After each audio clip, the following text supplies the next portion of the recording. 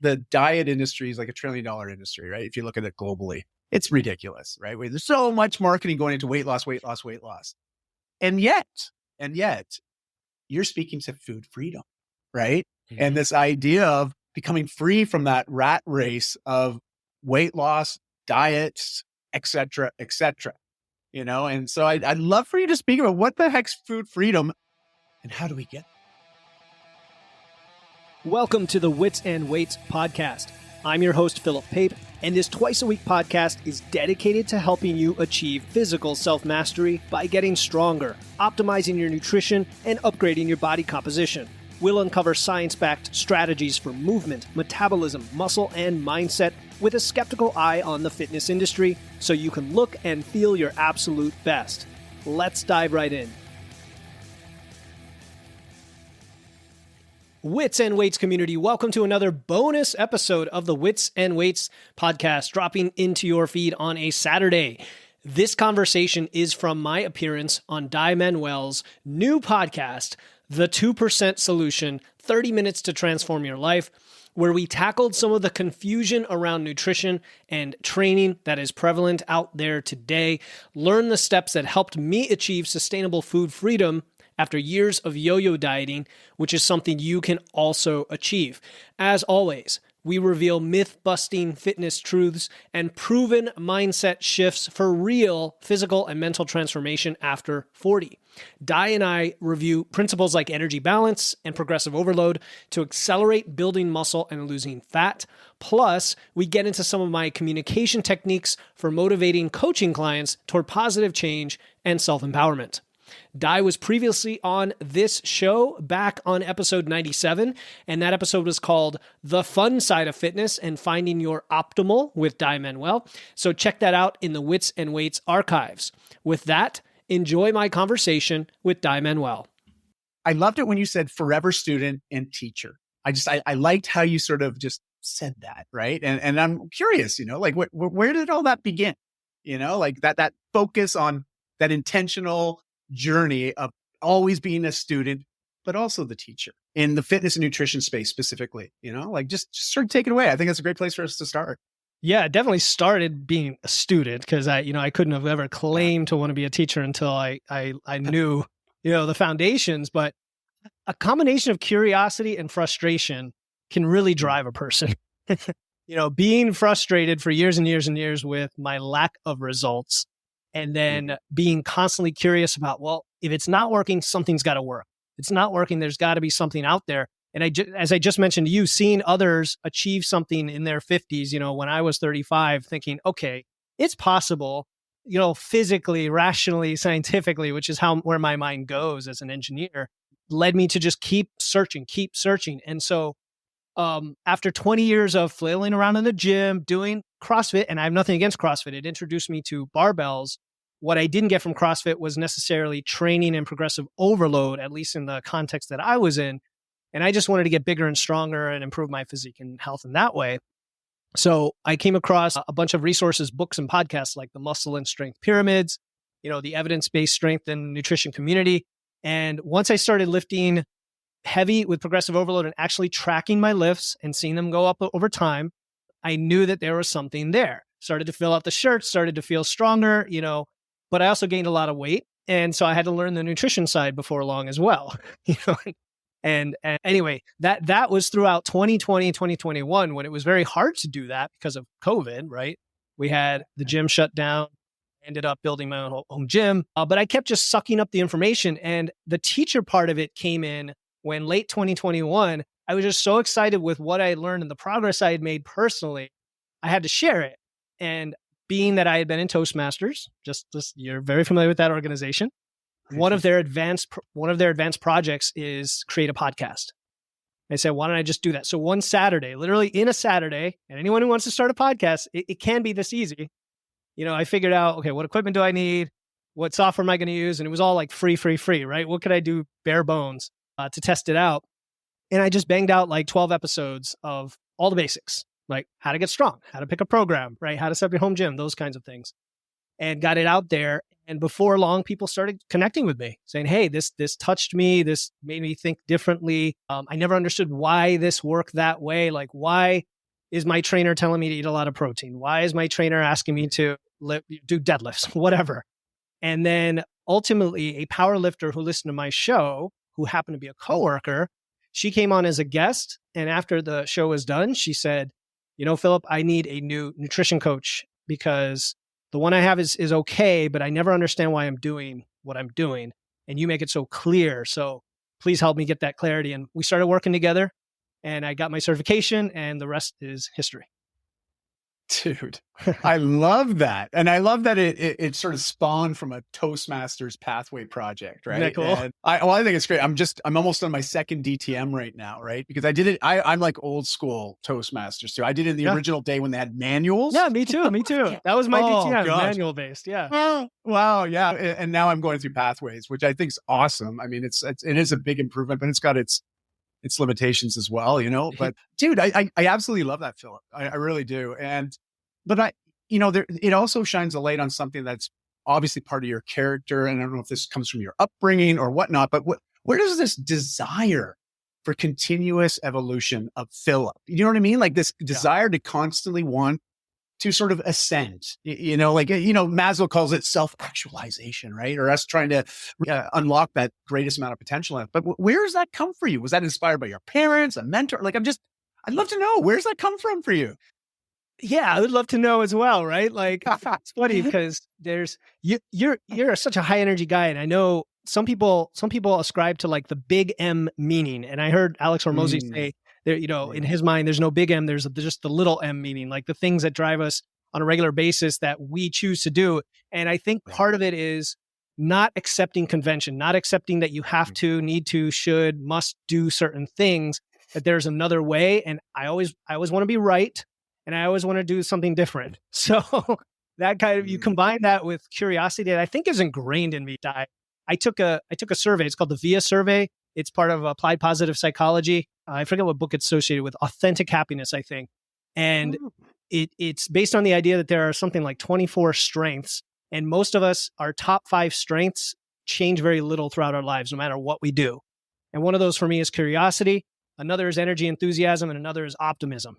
I'm like, yeah, that's me. Like, that's me. All right. And I'm trying to match your level of energy, Dai, which is why I really like chatting with you. But I don't know. So I don't know if I answered your question where it came from. I had loving parents. I had a great upbringing, and I'm an engineer too. So that could be part of it. I always want to solve and build and fix things in that respect.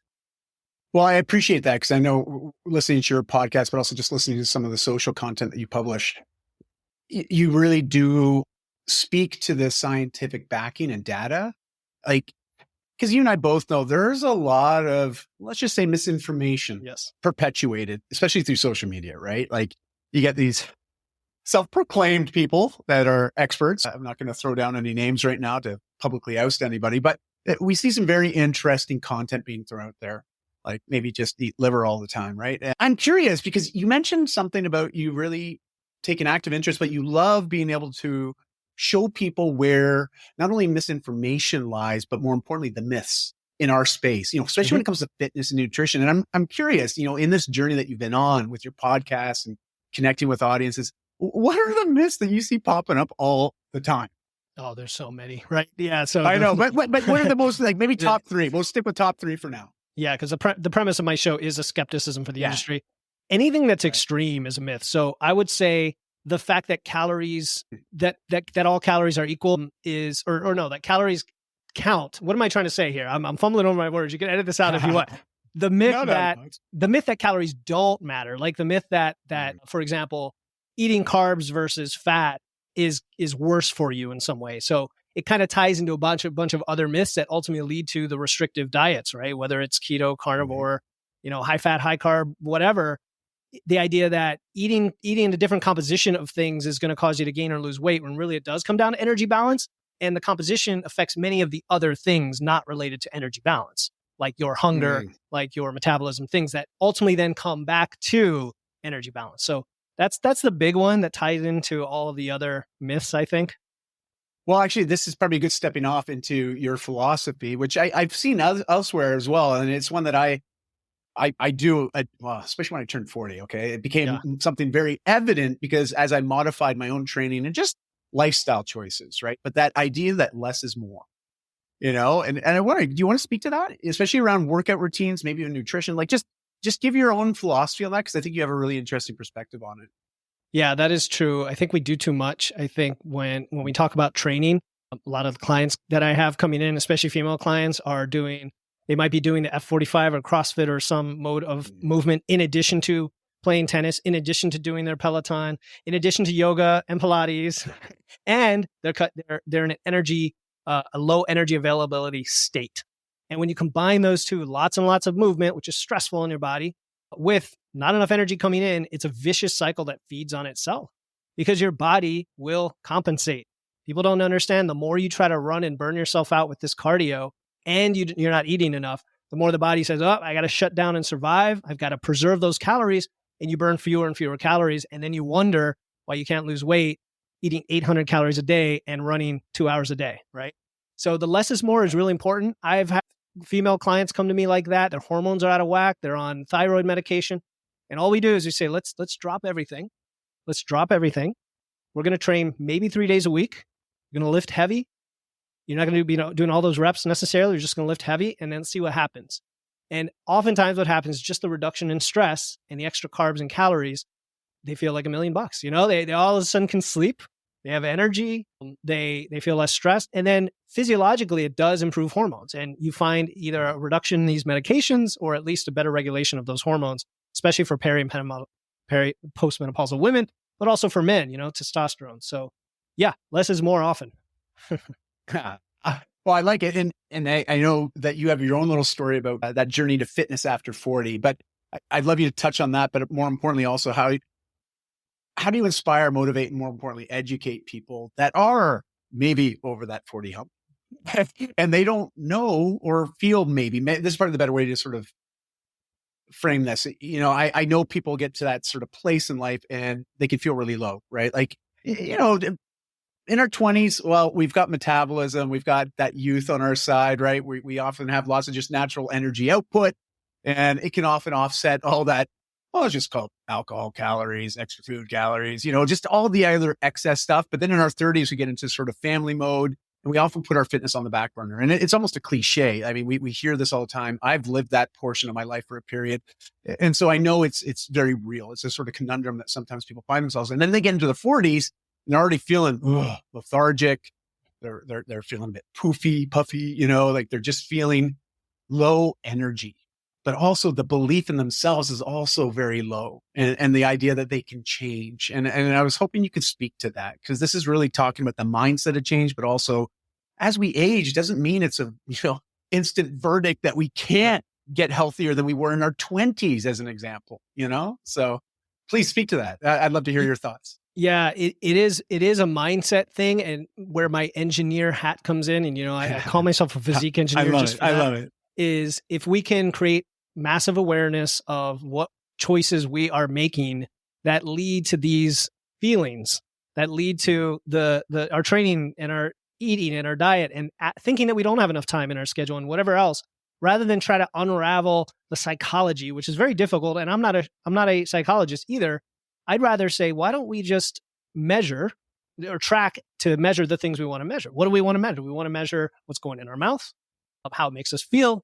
We want to measure our stress, and we want to measure our training, and kind of just measure these things, right? Whether you're doing this by yourself with a coach, it doesn't matter. It doesn't have to be very complicated. We can talk about the 2%, of your day, how to carve that out to do that. Within a week or two, Dai, when you, for example, just track what's going in your mouth, a whole bunch of revelations and insights start to pop out for yourself. I'm not even asking you to eat so much protein or calories or whatever. I'm just saying track it. And you say, oh, now I see. I eat the chicken nuggets from my kid's plate all the time.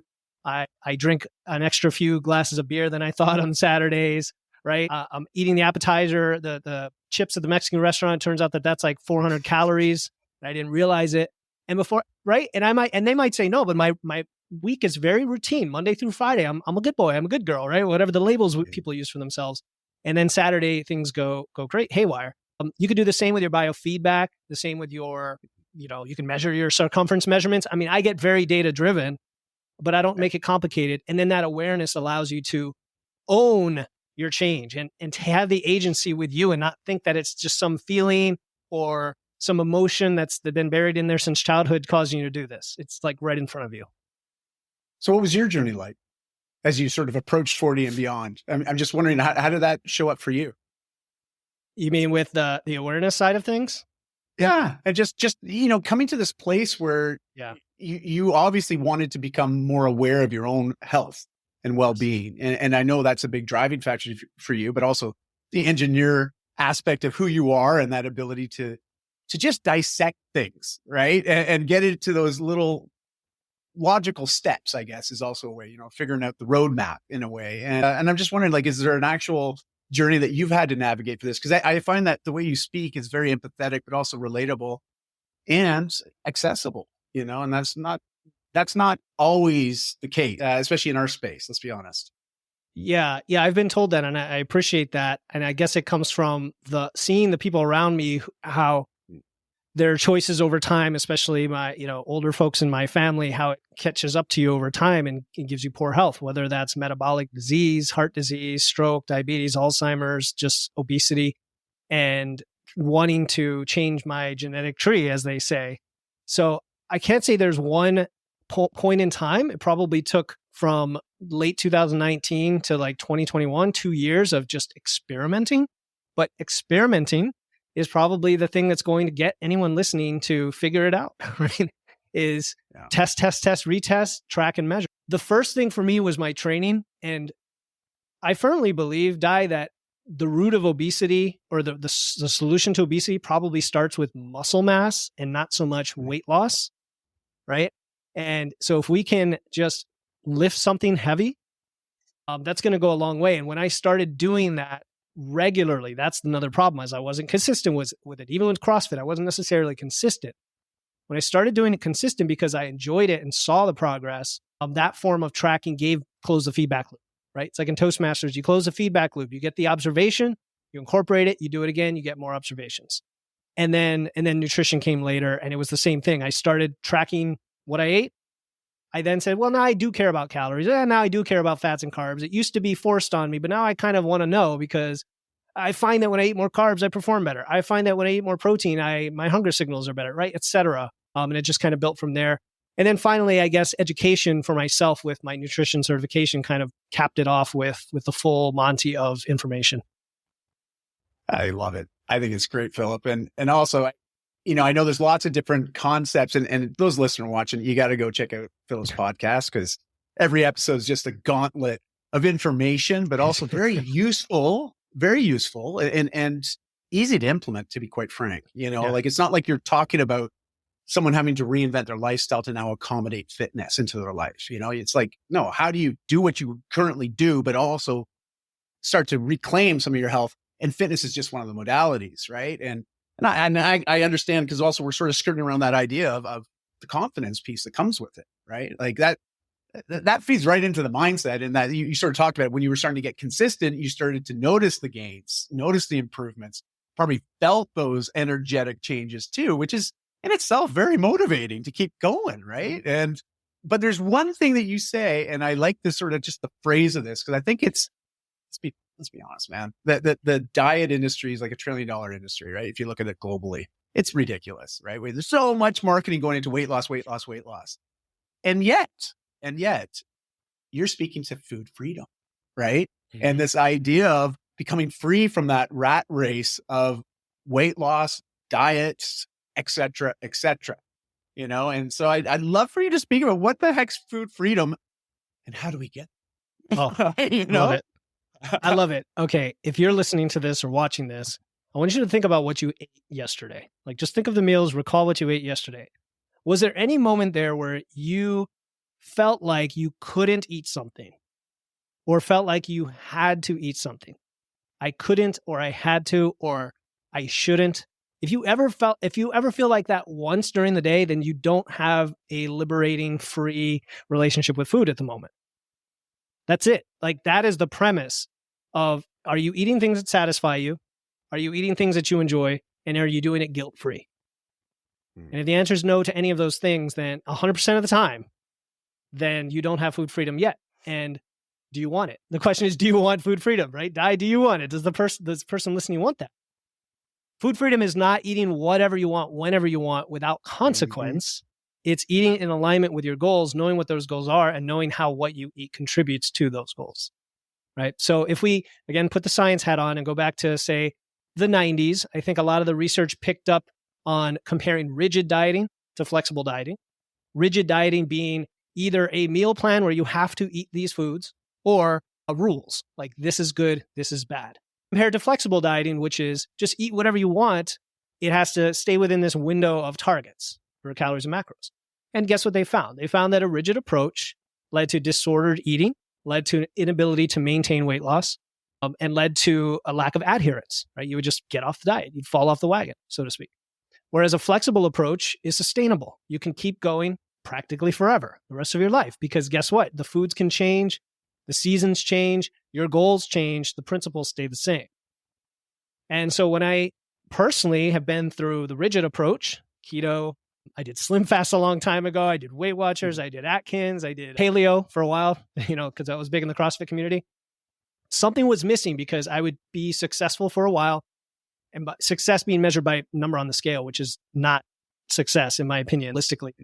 And then eventually I'd say, man, I really want oatmeal, or I really want a sandwich, or I really want a cup of rice. And if you're constantly telling yourself you want something, you can't have it, that's a recipe for disaster, right?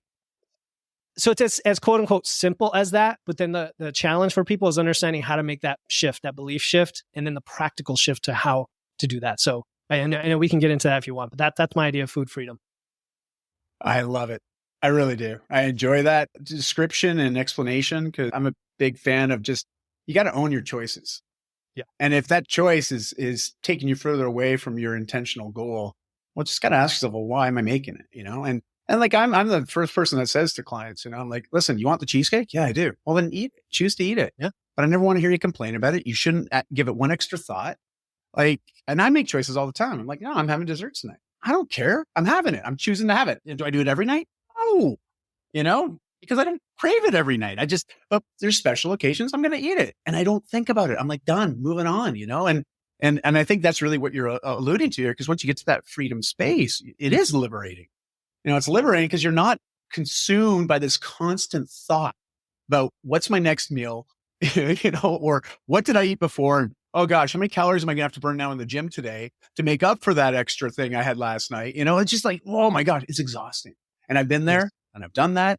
And the anxiety part of my brain lights up like a Christmas tree. It's just money. Yes. And it's not a very positive place to be. It's really, really tough. And I think your explanation is just wonderful. It is wonderful. I know that you and I have also discussed this idea of this 2% solution, this idea of helping people implement something that's as little as just 30 minutes a day for themselves, that's very intentional in an area where they want to see growth or improvement. And I guess based on what we've been talking about today, what do you think would be the best exercise someone could really, just latch onto and commit to doing for 7 to 10 days so they could start to appreciate, but also experience a little bit of what you've been talking about today? And if you indulge me, I'm going to take it to one next level. Okay. You go ahead, man. Do it up. And that's going to be, if 30 minutes is 2% of your day, I'm going to give you a 5-minute approach, a 15-minute approach, and a 30-minute approach. Great. And you can build on these over time. So starting with a 5-minute approach, it's super easy. It's 5 minutes spread throughout your day. Every time you eat, make sure that you have a protein and a fiber on your plate. That's it. Choose something with protein, something with fiber. Notice I'm not telling you what to eat, how much to eat, that you can't eat anything else. This is an additive approach to nutrition. This is what I love. I don't like cutting things. I like to add things in because guess what inevitably happens? It crowds other things out that don't serve you. Why is protein and fiber so important? I love protein for 3 reasons, right? The first reason is maybe the obvious to us. It helps build muscle, helps preserve muscle. One of the most beautiful tissues in your body that I think everyone should have and everyone should strength train, but we'll get to that. Number 2, it's the most filling macro. So it's more filling than carbs and fats. And I find that when clients just increase their protein, not to a number, just add more, they start to eat less and their appetite signals self-regulate. When we talk about intuitive eating, that's an aspect of it, is helping your appetite signals self-regulate with hormones. The third reason I love protein is, and a lot of people don't think about this, if you go to the grocery store and I say, okay, I want you to fill up your cart with enough protein for the week, you're going to stick around the edge of the grocery store. You're not going to go to the processed foods in the middle because there's very little protein there. That doesn't sell and it doesn't make money for big, big food, right? But what does? All the animal products like lean meats, shellfish, fish, eggs, egg whites, cottage cheese. We go to dairy, we got cottage cheese, Greek yogurt, milk. And then we have all the plant sources of proteins, all the grains like oats, even just pure plain old pasta and bread have a protein. Beans, legumes, all of the vegetarian and vegan options like seitan and tofu and tempeh. So you see what I'm getting at? These are wonderful. And guess what? You eat more protein, you're going to just get full. You're going to have more whole foods in your diet. And then you combine that with fiber. Well, what does fiber do? It unlocks nutrient density, fruits, vegetables, seeds, whole grains. And before long, you're now adding in all these wonderful things that you're probably missing right now from your diet, but without meal planning, without counting calories, without cutting anything out. So that's the 5-minute plan right there. Beauty. Well, are we going to get into the 15 and 30 or what? I will. Okay. I'm going to stay tuned for the next part.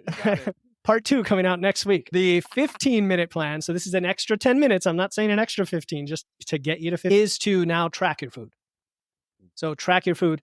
And I'm not talking about hitting targets either. I'm just saying track it some way. Track it either in a paper log or in an app. My favorite app is called MacroFactor, but I don't want to, pitch a specific app. But there's reasons I like it over others because it's by the guys at Stronger by Science. It's based on evidence-based targets if you use the targets for protein, fats, carbs.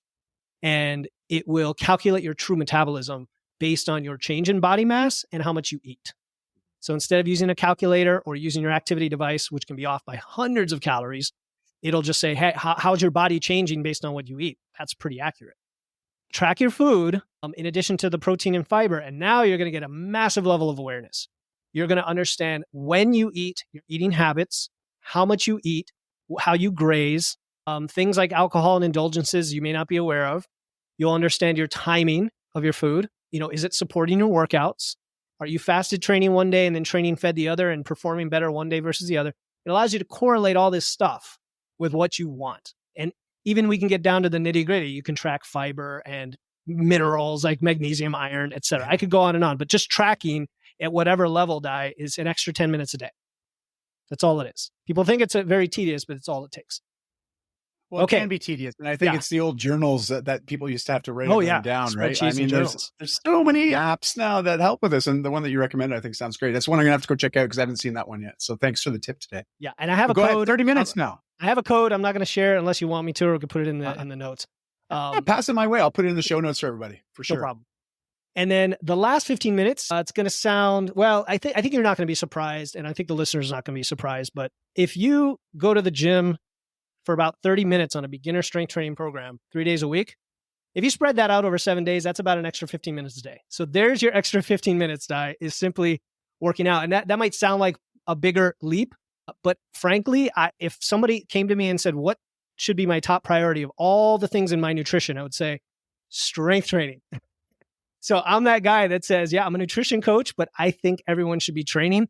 And I'd rather you dial that in before going to all the optimization of your nutrition. Besides the simple things like protein, fiber, and tracking that I already mentioned, I would rather you be lifting weights and getting the mental benefits, the energy benefits, the hunger appetite regulation from lifting, and then the natural desire to eat better that's going to come from lifting. And then you can take the next steps. So there you go. Beautiful. And I got to really also just speak to the fiber piece because I thought that was just wonderful that you referenced that because it's one thing I try to harp on without harping. You know what I mean? Because it's one thing to just keep, you need fiber. And people just don't want to be pointed at, right? But I usually say, I need more fiber. Well, and that's how I started. There was a Dr. Scott Connolly. Okay. He wrote Body RX. Like this is like way back in the late 90s, right? Yeah. But I remember him going on a show and he challenged Bill Phillips, Sean Phillips, all of these guys. You remember like they were doing Body for Life and all that. And they were big into like cutting and all this stuff. And he was the guy that was like in his late 50s, early 60s. And he basically on the show, he's saying, I'll challenge any of those guys to come out here and take their shirt off. And he pulls up his shirt. Guy's in his 60s. He's got an 8-pack, right? And he's just a super fit dude. But his big thing was protein and fiber. Yeah. and working people up to like 50 grams of good non-soluble fiber a day, right? And it was incredible. And when I started to adapt that into my own training and my own nutrition, it was incredible. Some of the results all of a sudden I started to see. Plus, a lot of the bloat goes away. You know, you find that your water levels regulate better. Yes, everything. And it's been one thing that I've maintained for, now, going on close to 25 years. So I love that you reference those 2 points. I mean, you're throwing down today and it's like truth bomb after truth bomb. So thank you for that. And, no problem. And you know what? I got to ask you because I know people are probably wondering. All right. And they're wondering, they're like, because, during the intro, I make mention of just, you have a very full life, you and I both, but your kids are at a different stage than what my kids are now. Like I'm an empty nester now, right? So I don't have the same daily demands, but not only are you an entrepreneur, right? Not only are you a family man, not only are you a podcast. I mean, you are all these hats. So what does a typical day look like for Philip? Oh yeah, it's pretty full. It's pretty full. I always train in the morning, so I train first thing in the morning. Do you fasted or unfasted? No. Like, okay, I can tell you a quick story on that. I fasted, trained for many years. I intermittent fasted and trained when I was doing CrossFit, and I felt fine. Like my body adapted to it. And then when I started to introduce a little bit of protein and carbs ahead of my workout, the performance went up. Mainly of feeling like I could get a few more reps and not getting drained by the end of my workout. Especially when you're doing like 80, 90, 100-minute long strength training sessions where you're lifting heavy because the glycogen just gets drained, right? Yeah. And I've had clients who want to train fasted and I'm like, give it a shot. And what you could do is a quasi approach where you drink some like liquid carbs partway through the training to get going, and then it sustains you before you get to your next feeding. But no, I don't train fasted. I have a banana and a protein shake half an hour before. I read a book. That's like my one time of just reading fiction usually. Relax in the dark, in the cold Northeast, reading my book. Usually it's an ebook, and then I hit the weights, and that gets the day started. And I know that. So here's where science says lifting in the afternoon is slightly higher performing than lifting in the morning.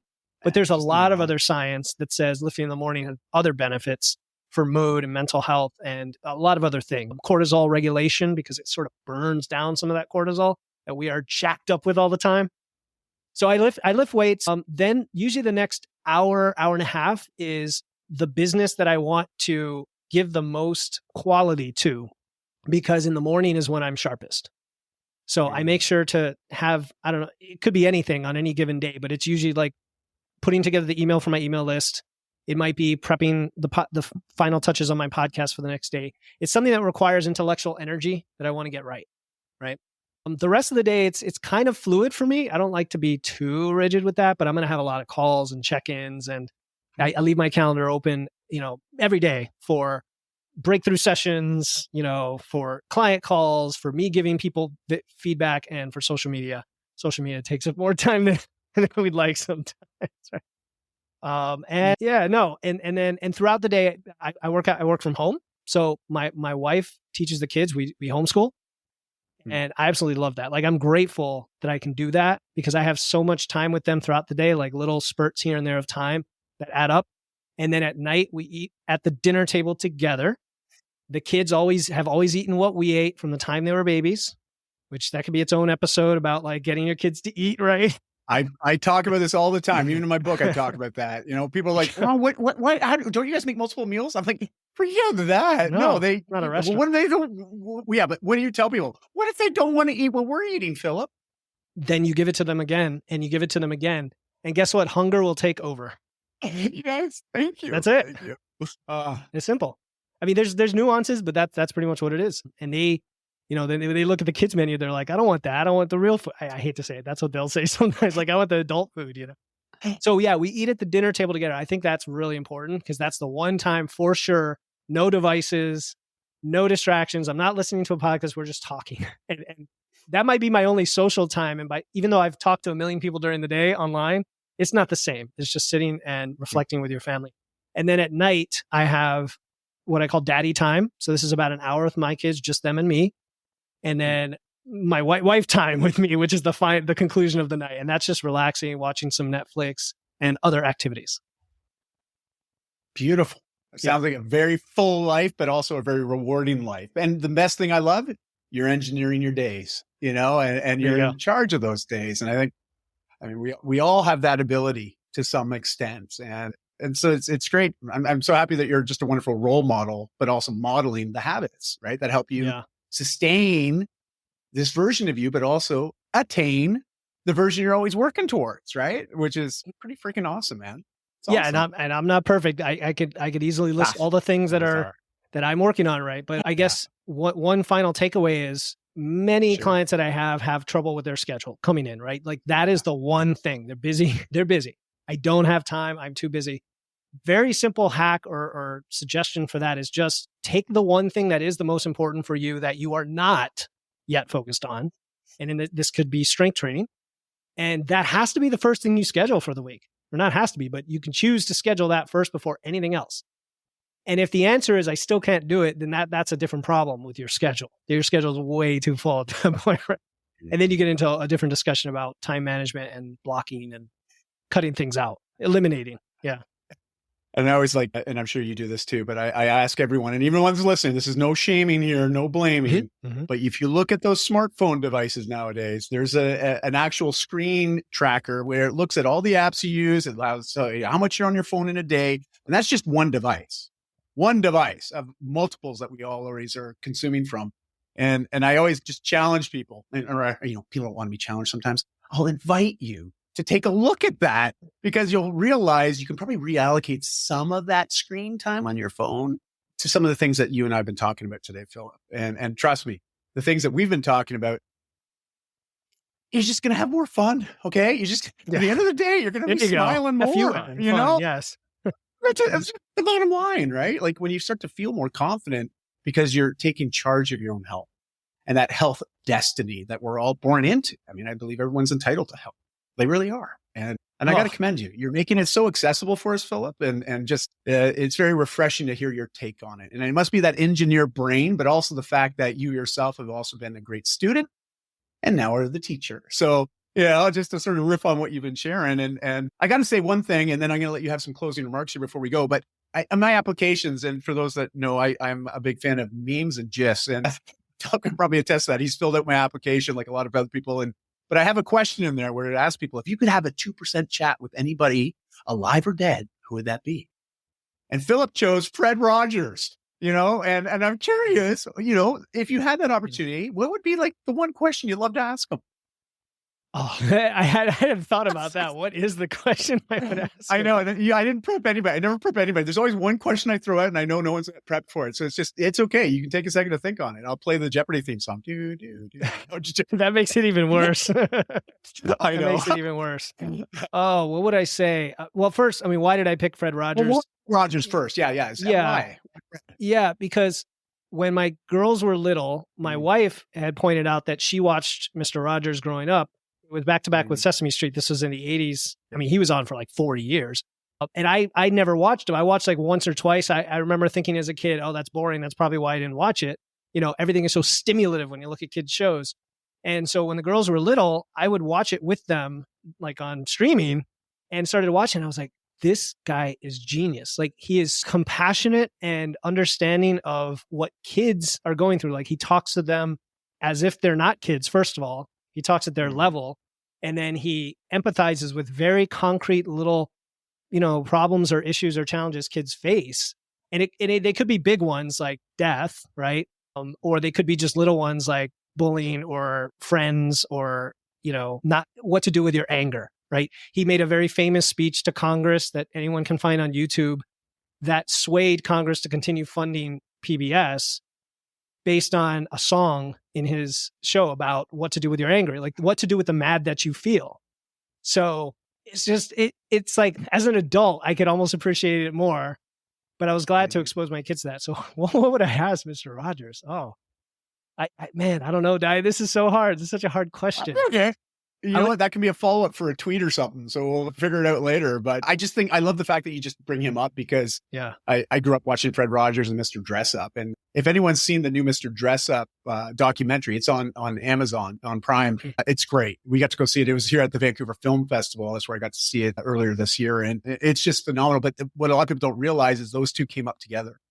And Fred Rogers went United States where, Mr. Dress Up went to Toronto, but they were both American, but they had both defected up to Canada at one point, and then I've never heard of that. Mr. Story. Dress Up. Fascinating story. Yeah, Mr. Dress Up, and because they both started around the same time, they actually worked together on an initial show that they did before they went off and did their own shows.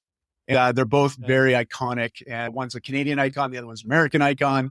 But just, it's phenomenal when you look at the backstory, the origin story. So I think it would be something that you and your kids would love to watch as well. I know we watched it with our family, and there wasn't a dry eye in the audience. Let's just put it that way. I bet, yeah. So yeah. But listen, I want to give you the opportunity for closing remarks today. Is there anything you'd like to say, or any question that I should have asked you that I forgot to? I should have an answer ready for this, because that's the question I always ask. Like, what should you have asked? I mean, I think you just briefly touched on the idea that even though I come from a science and engineering perspective, one thing that surprised me the most, like, I guess what surprised you the most about being in this space and working with people, is how it really is about people. It's about, everyone is so individual. Like, everyone is just so unique in so many different ways. And even though we're talking about being teachers, at the end of the day, I don't want to be telling you something because I think I'm right and I know what's good for you. I want to be able to listen and hear what you're going through and why you think this is a problem. And if you have assumptions about carbs or anything else, that's fine. That's what you've heard. It's okay. I'm not here to correct you about that. I'm here to understand why is that important to you and what's your goal. So, like anybody listening, just empathy and communication to me skyrocket right to the top of anything. And when we're talking with humans, but especially with coaching and this space. Well said. Yeah. Well said. I love it. And, before we go today, because I know you're just as connected online as I am, and I know everybody is nowadays, but we all have sort of our favorite platforms where we tend to show up more than the others. For you, what's the best platform for people to connect with you on? If they're new to Philip, new to Wits and Weights, like just to get started with you on the day-to-day, what's the best platform for them to check you out on? I would go to Instagram at Wits and Weights. Cool. It's quick and easy. Awesome. Well, all your links will be in the show notes, of course. And obviously I'll be linking also to the great podcast, which I feel very grateful I had the opportunity to. That's right. Dai was on. And I just got to say thank you. Thank you again, as we all learn through two main methods, and that's modeling and mentorship. And you wrap up both of those very, very well, but you also tie the bow on top with empathy. And I just got to say thank you for that, because it is a refreshing voice in this space. Yeah. I've been around this space for 28 years, and I can tell you, I've seen it all, man. I've seen it all, and I'm sure there's much more I will see yet. But thank you, honestly, thank you for everything that you do, Philip. I'm super stoked for this conversation, and I can't wait to have you back, because I know we just covered the tip of the iceberg today, but there'll be follow-up series, and I'm just going to throw this down for everybody that's listening or watching. If you have any questions for Philip, anything specific, he's got a great Facebook group, and go check it out. He takes questions once a week, and he has a dedicated episode where he answers just those questions. And I'm totally riffing on that too. I'll be doing the same, because I think it's just an awesome way to really give people what they want and support them where they're at. Anything else you'd like to say before we say goodbye, Philip? Positivity over cynicism will prevail in this space. And I am grateful for the opportunity to come on, and I absolutely love your energy. Anyone listening, just put Dai on your podcast feed and listen first thing in the morning, and it'll get you going. So thank you so much. We'll talk soon. Wow. And that's a wrap on an incredible episode with the amazing Philip Pate. His insights on achieving fitness over 40, the liberating concept of food freedom, power of empathy and coaching have been nothing short of enlightening. Remember, it's not just about lifting weights, it's about lifting each other up. Philip's journey from engineering to empowering others is a testament to the fact that with the right mindset, the right tools, and a sprinkle of empathy, transformation is within everyone's grasp. Be sure to check out Philip's podcast, Wits and Weights, for more wisdom bombs.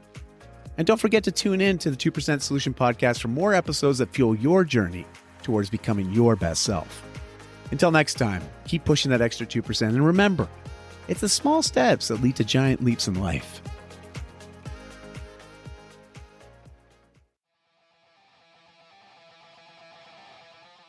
Thank you for tuning in to another episode of Wits and Weights. If you found value in today's episode and know someone else who's looking to level up their wits or weights, please take a moment to share this episode with them. And make sure to hit the follow button in your podcast platform right now to catch the next episode. Until then, stay strong.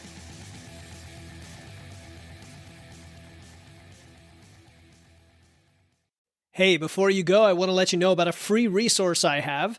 They are free guides on everything from fat loss to eating out to building muscle to managing hunger to figuring out the best macros for you and more being added all the time.